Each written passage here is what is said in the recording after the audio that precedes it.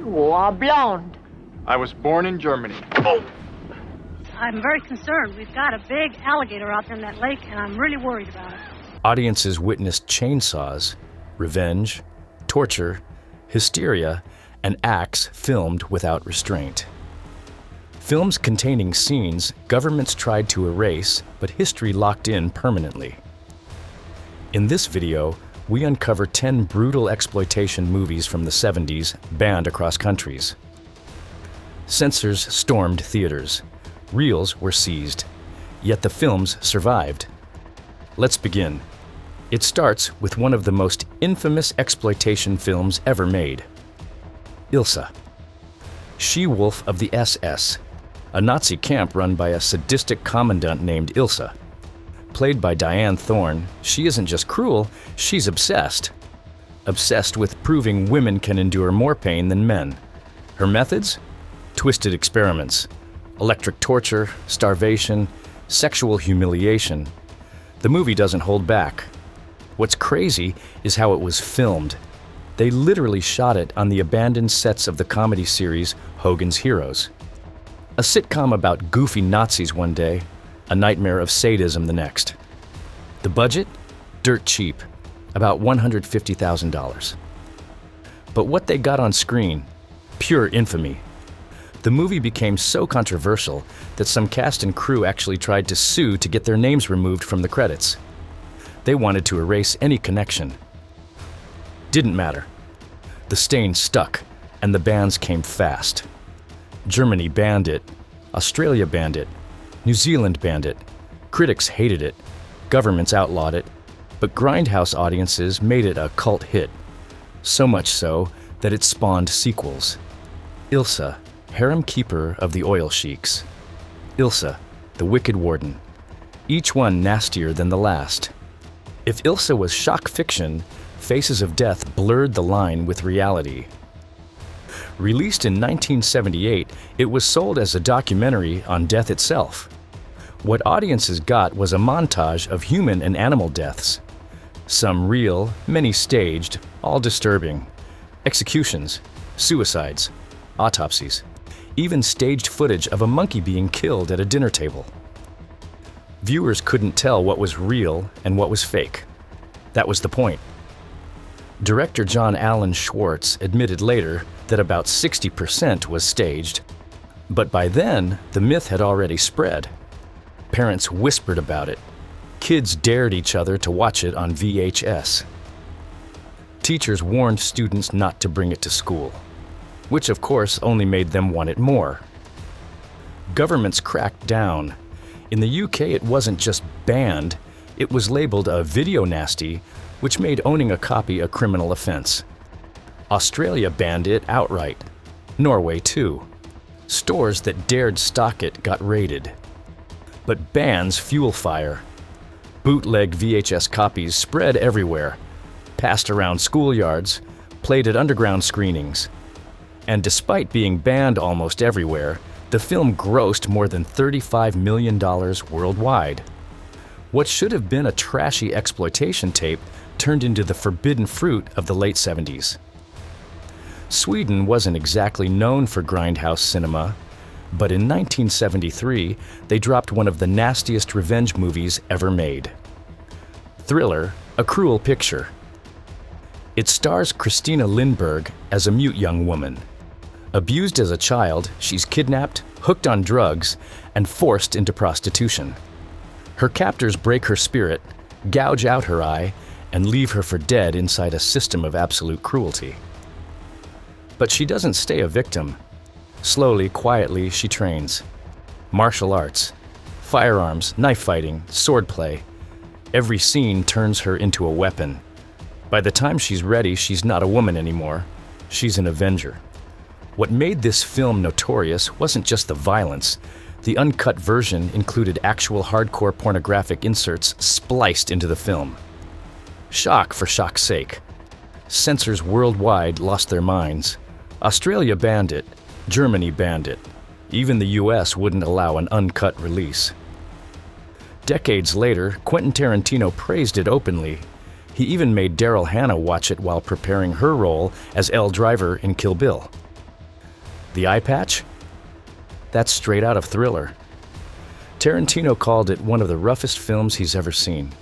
Coming from him, that says everything. Before Nightmare on Elm Street, before Scream, Wes Craven made his directorial debut with a movie so brutal it defined a genre. The Last House on the Left. The setup is simple. Two teenage girls head out to a rock concert. On the way, they're kidnapped by a gang of escaped convicts. What follows is relentless. The assaults are ugly. The humiliation is drawn out. It feels real in a way 1970s audiences weren't prepared for. But Craven wasn't finished. The girls' parents find out what happened. And when they do, they take revenge into their own hands. Brutal, messy, and savage. The film doesn't shy away from the cycle of violence. Audiences did more than just watch. They reacted. People fainted. People vomited. Screenings turned into riots. In some cases, theaters stopped the projector because the crowd couldn't take it. Censors hated it. In the UK, the Board of Film Classification refused to even consider it. For decades, it was banned outright. When the video nasties panic of the 1980s hit, Last House on the Left was front and center. Even Quentin Tarantino once admitted it was the only movie he ever had to walk out of. "Too much, Hook," he said. And that's Tarantino talking. And then came the Texas Chainsaw Massacre. Tobe Hooper's nightmare of backwoods cannibals and power tools didn't invent the slasher. But it set the blueprint. A group of friends stranded in rural Texas, stumbling into a house of horrors. A family of cannibals. And Leatherface, wearing a mask of human skin, wielding a chainsaw. What's remarkable is how little blood is actually shown. The film feels drenched in gore, but it's mostly atmosphere. The screaming, the sound of the chainsaw, the frantic handheld camera. Hooper kept it cheap, raw, and terrifying. Censors weren't fooled. The MPAA refused to grant it an R rating in the US. In the UK, it was banned outright. For years, the word chainsaw was itself banned from film titles. That's how strong the panic was. Despite all that, it made over $30 million off a budget under $150,000. One of the most profitable independent films ever made. And it gave birth to the modern slasher. Halloween, Friday the 13th, A Nightmare on Elm Street, all of them owe a debt to Leatherface. Chainsaw wasn't just banned, it was feared. And 50 years later, that fear still lingers. If one movie defines cinematic filth, it's Pink Flamingos. John Waters didn't just want to make people laugh or scream, he wanted to disgust them. Starring the drag legend Divine, this wasn't just underground cinema. It was cinematic terrorism, in Waters' own words. The movie's story is already absurd. Divine wants to keep her crown as the filthiest person alive. A rival couple tries to steal her title. What follows is a war of depravity, kidnapping women, keeping them in cages, and escalating trash stunts until nothing is off the table. And then comes the infamous ending. No special effects, no tricks. Divine eats real dog poop on camera. Audiences gagged, rioted, even stormed out of screenings. It wasn't just rumor. It actually happened. That wasn't the only horror.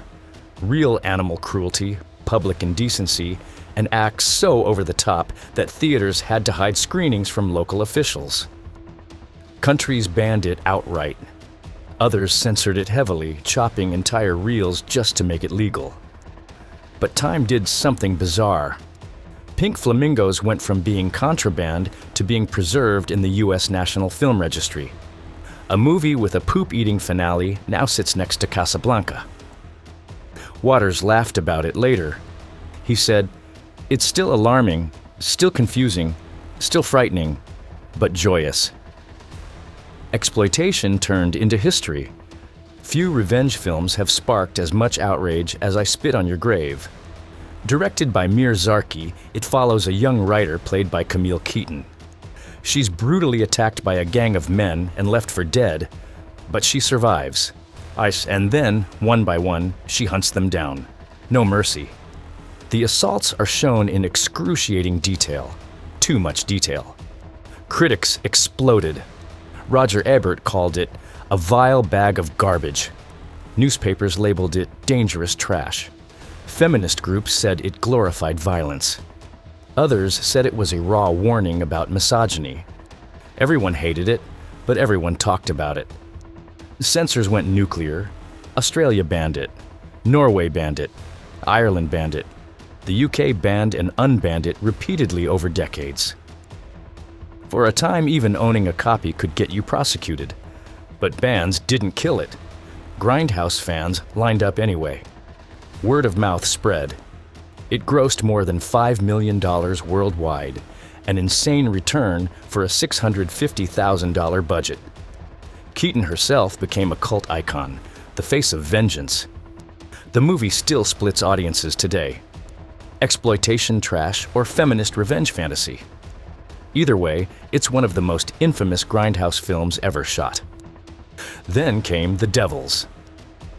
Not sleazy trash this time, but a big-budget studio production that shocked harder than most grindhouse flicks.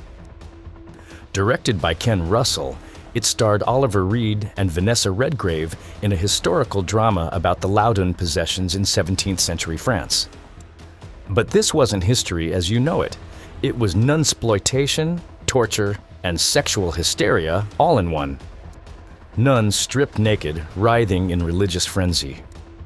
A priest accused of witchcraft. Graphic torture, possession, and violence wrapped in Catholic imagery. It was too much even for Warner Brothers. The studio hacked it apart, cutting exorcisms, nudity, and entire sequences. Even then, governments weren't satisfied. It was banned in Italy, banned in several American states, and banned outright in places like Finland. The uncut version? Still unreleased to this day. Warner Brothers has locked it away for over 50 years. And yet, critics and filmmakers kept coming back. Guillermo del Toro called it one of the greatest banned films ever made. Mark Kermode, one of Britain's top critics, said it was a masterpiece. Russell's movie became legend, not for what audiences saw, but for what they weren't allowed to see. A masterpiece buried by fear. This one wasn't just banned, it was investigated. Snuff started life as a low-budget Argentine horror movie called Slaughter. Shot in 1971, it was a clumsy knockoff of the Manson murders. Nobody cared. It sat on a shelf for years. Then a distributor named Alan Shackleton had an idea. He shot a fake ending, a staged scene of a woman being murdered on camera, framed as if it were real. And then he marketed the whole thing as the world's first actual snuff film. Theaters plastered posters, made in South America, where life is cheap. Audiences panicked. Feminist groups protested screenings. The FBI opened investigations. Police raided theaters to check if the ending was real. Actors from the fake scene eventually had to go on TV to prove they were alive. Didn't matter. The myth was stronger than the truth. Cities banned it. Countries banned it. The UK prosecuted it under obscenity laws and kept it banned until the 2000s. And Shackleton? He laughed all the way to the bank. For a $40,000 investment, he made over $1 million. Snuff wasn't just an exploitation film, it was the ultimate exploitation hoax. Finally, Caged Heat. On the surface, just another women in prison movie. Sadistic wardens, abusive doctors, endless nudity, and the inevitable prison break. Exploitation 101. But here's the twist. It was the debut of Jonathan Demme, the same man who would go on to direct The Silence of the Lambs. Working under Roger Corman, Demme had almost no budget, about $180,000. He shot in abandoned asylums, recycled sets, and even edited the film himself under a fake name to save money. What he delivered had everything the genre demanded: catfights, showers, torture. But critics noticed something unusual. Buried under the sleaze were flashes of progressive ideas. The inmates weren't just victims. They banded together. They fought back. They had power. Audiences didn't come for politics. They came for trash. And they got it. But the film still grossed $2 million, a massive hit for New World Pictures. Even Francis Ford Coppola praised it. For a prison exploitation flick, that was unheard of. And for Dem, it was a launchpad straight into Hollywood. Caged Heat proved even the sleaziest genre could spark a legendary career.